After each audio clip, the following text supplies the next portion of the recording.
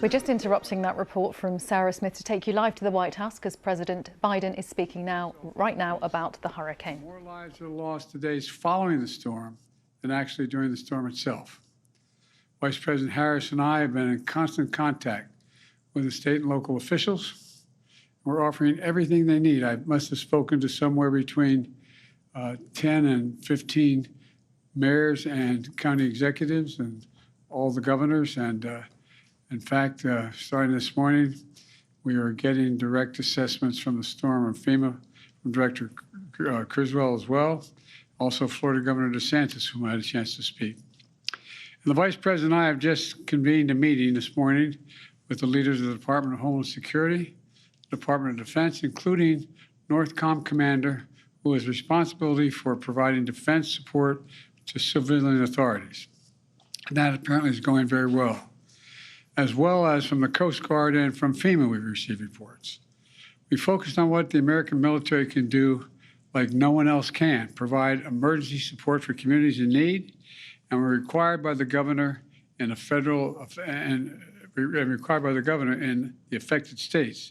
And I've spoken to all the governors, not today all of them, but I've spoken to all of them thus far, and how we can be ready to go in an instant when the call comes. At my direction, the Defense Secretary Austin has provided a range of capabilities both to Florida for Hurricane Milton, as well as the states impacted by Hurricane Helene. And the more capabilities are available, we assess the pressing needs, we can get whatever they need.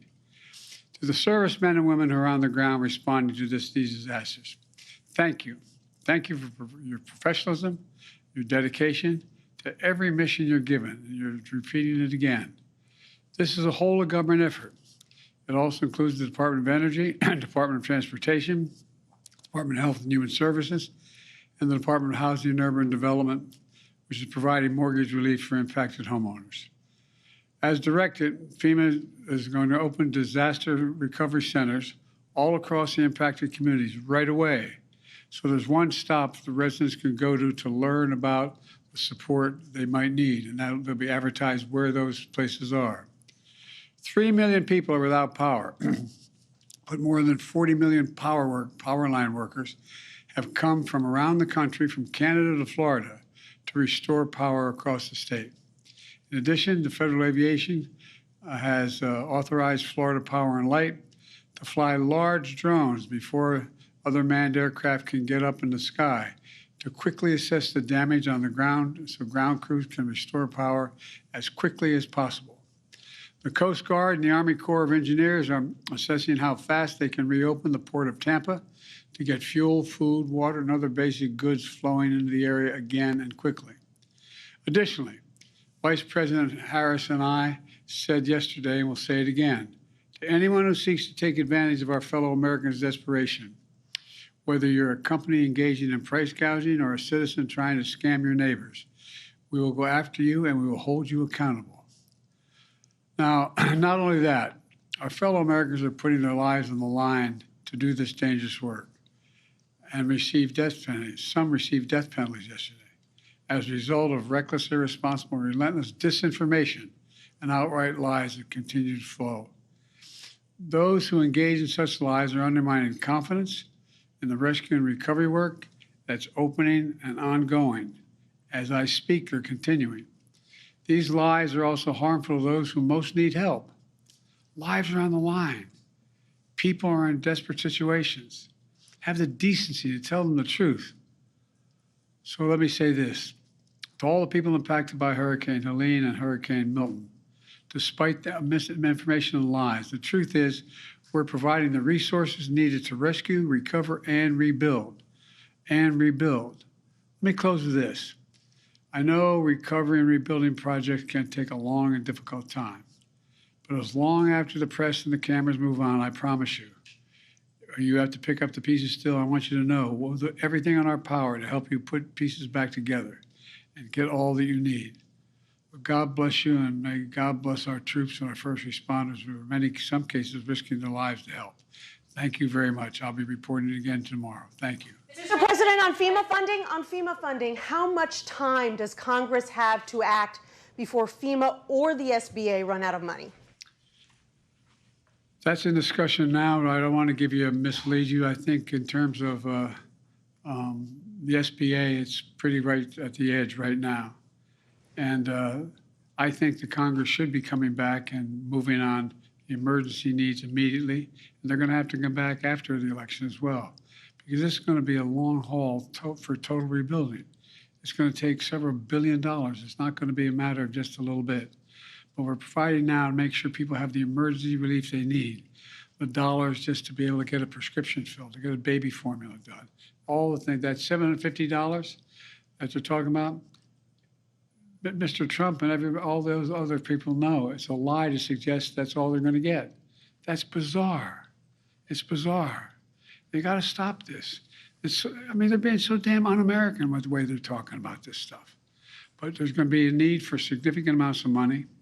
We're already underway at trying to calculate what the costs will be, because we don't want to mislead anybody. We want to make sure all the costs are able to be covered. Have you spoken to Speaker Johnson about coming back before the election to vote? No, I haven't. Mr. President, so are you calling on Congress to come back early?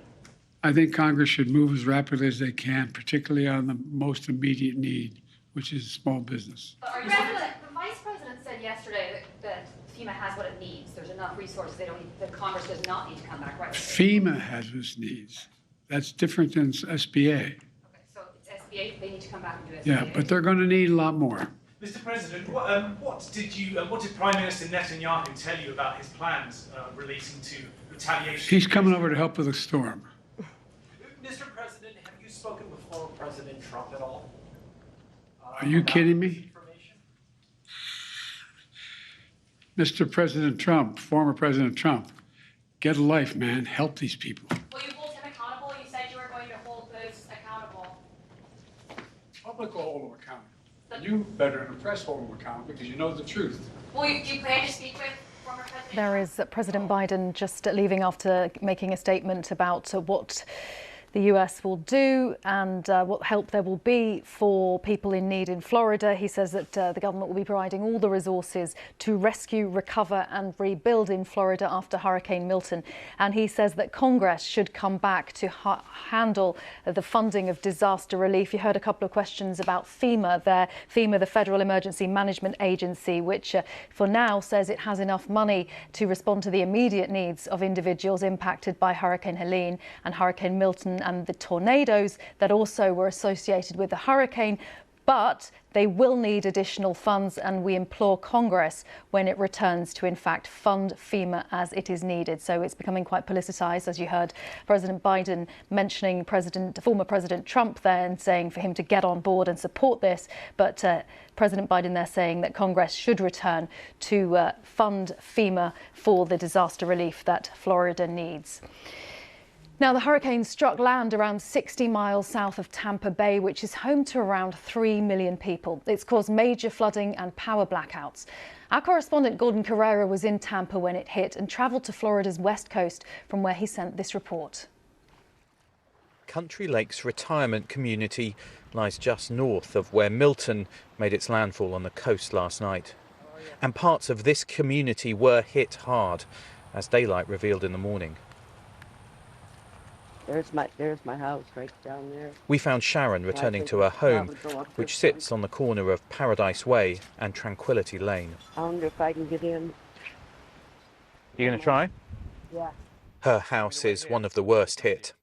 I was hoping it would have been better, but I guess it's not as bad as it could be. I could have come here and the whole thing would have been ripped out, you know.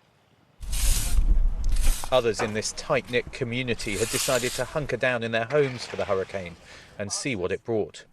We found Stella cleaning up after a long night. Oh, it went boom!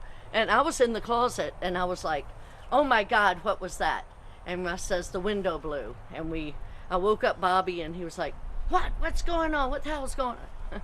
What the heck's going on? And we got it taken care of, and that was it. Roofs have been ripped off and some of the roads here are flooded and impassable. In the night, the winds also took down trees, leaving residents like Joanne and her dog Buster with some close calls. My neighbor had come and helped me get out. It's good you've got neighbours to help, isn't it, around here? Isn't Feels like it? a bit of a community where people are helping each other. They are. They're all concerned. I've been here 20 years in June, and this is the worst damage that I've had. Milton could have been worse. Everyone here at Country Lakes knows that. But even so, recovering from this hurricane will still take time. Gordon Carrera, BBC News, Palmetto, Florida.